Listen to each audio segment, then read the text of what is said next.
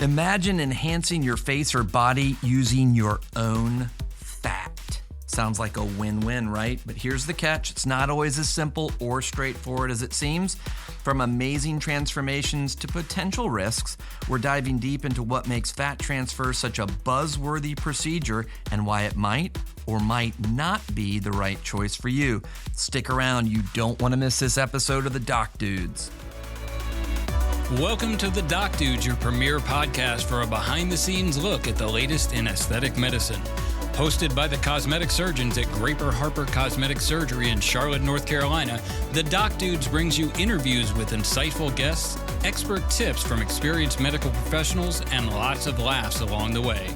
And now, here's Dr. Garrett Harper, Dr. Robert Graper, and Dr. Evan Zug, also known as The Doc Dudes. Welcome to another episode of The Doc Dudes. This is Garrett Harper, along with Dr. Robert Graper and Dr. Evan Zug. All three board-certified plastic surgeons.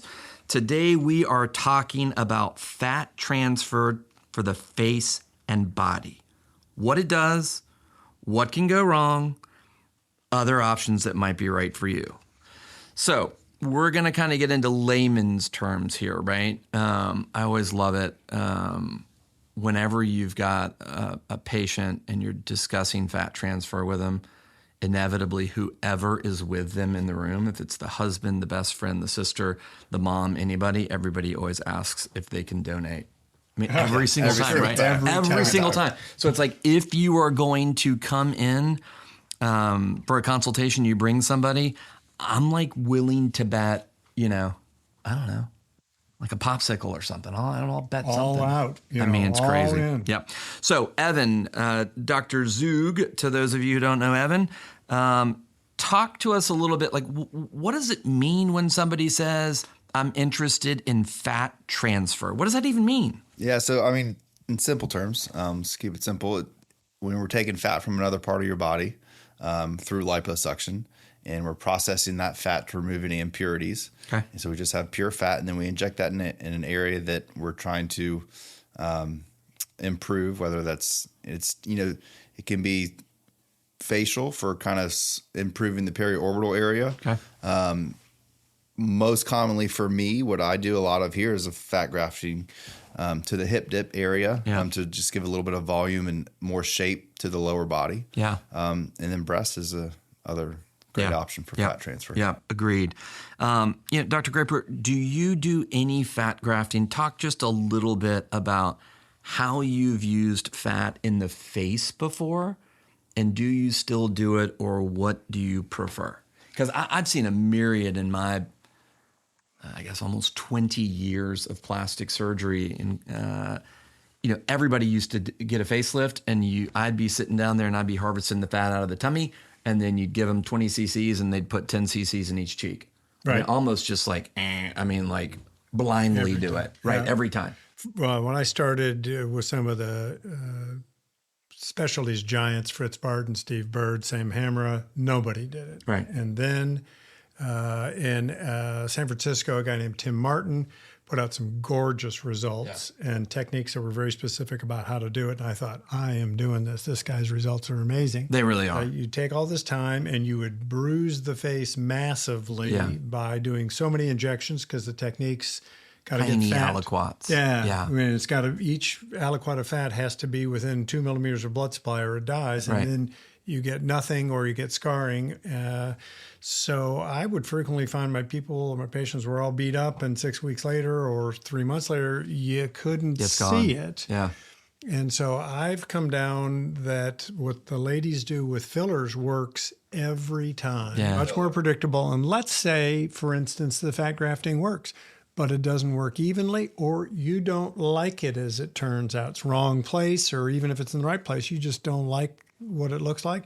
It's hard to get out. Yeah. The fillers, a disadvantage is that they go away, and an advantage is they go away. So what do you mean? And you can dissolve them. What do you mean by it doesn't work, right? Because we work in symmetry, right? So if you're doing a facelift and you're gonna put 10 cc's of fat in each cheek, what do you mean? Like they're not going to get 10 cc's of fat there? Right. I mean, if you put 10 cc's of fat, you're never getting pure fat. You always got it mixed with some amount of saline, which is your transfer solution and cleaning solution. And so maybe you're really only getting 5 cc's maybe in a 10 cc transfer. So it's going to dissolve. And what if 3 cc's takes on one side and 1.5 takes on the other? Right. Now you got an asymmetry. Do you have to add more on the other side? How do you know how much to put in? What if you don't even like it? You thought you'd like it, turns out you don't. With filler, you can put hyaluronidase in, which is an enzyme that dissolves hyaluronic acid. Yeah. It's gone. Problem solved. Or maybe you just give it time and it, goes away in 1.5 2 years. Yeah. Fat there, you don't have that flexibility. So in my hands, I'm a filler guy. I tighten the skin and let our ladies who are expert injectors put the volume in we know is going to work. Right. What you get, and you don't pitch a fit. Yeah. I mean, and there are other people, though. Tim Martin's results are still beautiful. Yeah. I mean, I have his paper on my desk. Yeah, it's a great paper. The way that he there's like 20 different injection sites that he does when he does this. Right. And he's injecting anywhere from 50 to 70 cc's of fat into the face. And what I found is the best way to avoid those issues of fat resorption or asymmetry or contour irregularities is to the areas where you get the best bang for your buck or your temples or your cheeks or your lips.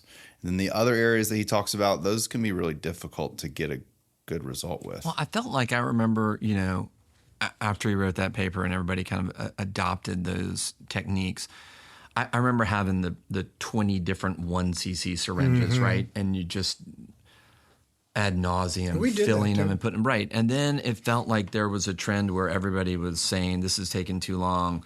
I don't know that the results are as great in my hands as they may be in Dr. Martin's. And so I remember seeing people just taking 10 cc syringes and just going straight down to bone in the cheek and just injecting it. I mean, Rod Rourke did that. I mean, in front of everybody at a Baker Gordon symposium. It's like, doesn't surprise me. That didn't seem very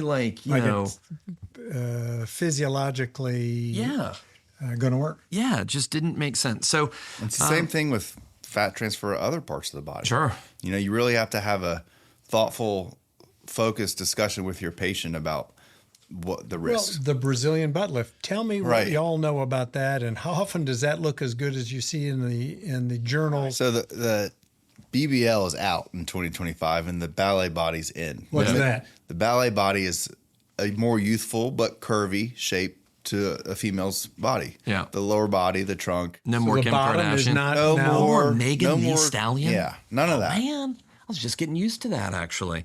So I have told people this. I have said, taking a bunch of fat, like high volume fat from all areas of your body, processing it, and then injecting it into your rear end, right? Because back in the day, Put it in the trunk. Dump it in the trunk. We used to put the fat at every level, right? You put it intramuscularly, you put it subcutaneously, you did all these things, and then people started getting injections into the venous system, which was resulting in fat embolism, death, things like that. So then they went and said, okay, only put the fat in the subcutaneous area. And then they went one step more and they were like, make sure you're using an ultrasound machine when you do that, right? I mean, the state of Florida has put regulations on how much fat you can inject into an area, how many of these procedures a doctor can do in a day, all sorts of things to try to make it safe. But what I've always kind of contended with was the rear end is made up of some of the strongest muscles in the human body, right? Gluteus maximus, medius, minimus.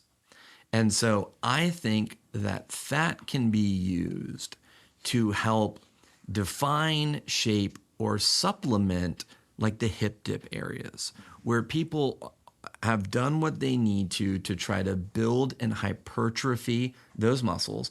I also think when you, just like any muscle in your body, when you work it out and it gets bigger, the blood supply is going to improve. And I think it improves your chances of having successful fat grafting to the area as well. So I agree, Evan kind of pointed at, not many people are doing the dumpy trunk anymore. They actually want to have an athletic, and you still want curves, and I get it, but that's a much smaller volume of fat. And I've told people, we all read The Three Little Pigs, right? Like, take your time, do things the correct way, hypertrophy those muscles, work those muscles out. It's not just squats that you need to do. There's literally books and videos, and people have really spent a lot of time trying to make the best results possible through exercise. Now, there are physical limitations that every patient has. We all have the patient that just has super narrow hips, kind of a squared off body. And so we can do some liposuction to an area to try to bring that in. You can then use that fat to try to supplement things out laterally in the hip dip area to try to give them that kind of curve that everybody wants. Peach. And I think that those are good surgeries. Those are great surgeries. You can do it in conjunction with some of the cellulite treatments, like Evan's doing the Ovally treatments. You can use Renuvion back there. You can microneedle to help with the skin quality, get rid of any stretch marks, those types of things. So there's all sorts of therapies that you can, and I do think that they're additive, though.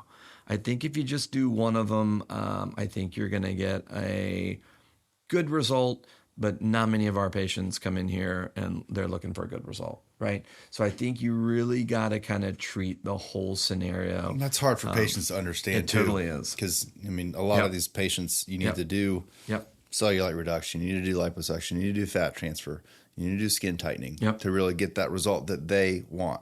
Yeah.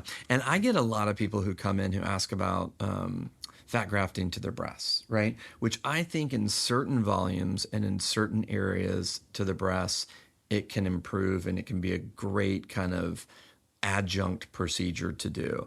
I think just kind of, do you remember the Brava device? Mm-hmm. Oh my gosh. All right. For our listeners, there was a guy, was it the Massachusetts group or was it Cerletti in Philly or Pittsburgh, wherever they were? Somebody came up with basically, the cone, the Madonna. Right. It looked like it. So it looked like two pieces of Tupperware that you'd put on your breasts and then you'd hook it up to a machine. I'd say party hats. Right? Right. Cones. That's right. That would suck. And by sucking, it would draw your breast tissue out and almost augment the blood supply. Stretch them and augment the blood supply. And they'd wear this for like 23 hours a day for months before their fat grafting procedure. And cut a hole in their mattress to put their breasts in. Who's got such a big problem with implants? And then you could only put 200 cc's in at a time, and you do it 2 or 3 times. It's like, why don't you just put an implant in? And that's the other thing that people don't realize is that oftentimes because you can't just put as much fat as you want into an area, because I think Dr. Graper talked about it earlier. Those fat cells are going to live off of neighboring blood supply from cells that surround it. So, if you just put a glob, like a lake. Yeah. Or if you just think of like an implant, right? Like, oh, here's an implant. Let's just put 200 cc's where you'd put the implant. If I just, put 200 cc's of fat into a pocket of a breast, it would all die. Mm. It would all die, and then it would get hard as a rock. It would calcify. It would, some of it would get absorbed, but then when the body can't absorb it, it ends up making it as hard as a brick, which is just not great. So I just want patients to know that there are limitations for fat transferring. There's also really great places to do fat transferring, and I know that you can do the back of the hands, and I think that that's a good area to do some fat grafting for people. And that's not to say that there's not other areas in the body where it can be a nice supplemental thing. But when you're talking about large volume stuff, I think you're just asking for problems with fat transfer. And I think a lipo revision where, you've got a little over resection in one area and you'll take some from the adjacent mountain, if you will, and put it in the valley. That's a limited thing. That can work nicely. But these 600 really cc fat transfer, I think, is probably the most you can get for a breast. A cup size, maybe. Yeah, maybe. And it depends on what they're working with to begin with, right? It also depends on if they've got more fatty tissue or glandular tissue. We've got some patients who have such glandular, dense breast tissue The only place you're going to be able to put that fat is subcutaneously. And then it just like, I just don't know why you'd ever I don't do either. that. Yeah. Have you ever done, I know you've done some fat grafting with I used to reconstruction fat graft patients. every reconstruction patient Yeah. that I did. And now I just don't have to do it. The implants are better. That's better. I mean, you can still do it. You'll still get the patient that's Or you get a Poland syndrome. Sure. You can't put an implant high enough to get the volume. right. And so that might work. And when, where do you like it now where you would say that's my preferred technique? Yeah, I mean, I did a Poland's patient a couple months ago, and we talked about maybe going back and doing some fat grafting, but we'll put the implant in first and kind of see how things settle out. And she loves it. I mean, she is so happy. We didn't have to do any fat grafting, and I think that's really the implants have come a long way. I mean, I was 100% on all of my breast reconstructions and And never on an AUG. never on an AUG. Yeah, I've never needed it on an AUG. Yeah. I mean, I've heard of people doing fat grafting at the same surgery as the mastectomy. And it just doesn't Make any sense. Oh, it just seems like Kill it's the going to skin be flap fraught off, with too. problems. That's right. Oh, just Have major problems. Blood supply is already, not great, and then that's just going to increase your chances of having absorption and loss of killing the skin flap off. Yeah, that's exactly right. Yeah, that's exactly right. All right, so we talked about contouring areas is oftentimes because people don't realize that about the body and the abdomen, right? Nothing's flat. When people come in and they're like, "Oh, I want a flat stomach," you don't want a flat stomach. Like that's weird looking, right? If it's truly flat, the abdomen, the human body, the buttocks, the lower back, all those areas are hills and valleys, and they're combinations of those things. So, I tell people oftentimes when they come in and say, "I want my butt, to be more pronounced. I want it to look bigger. I feel like I just don't have it. I feel like I'm just flat back there."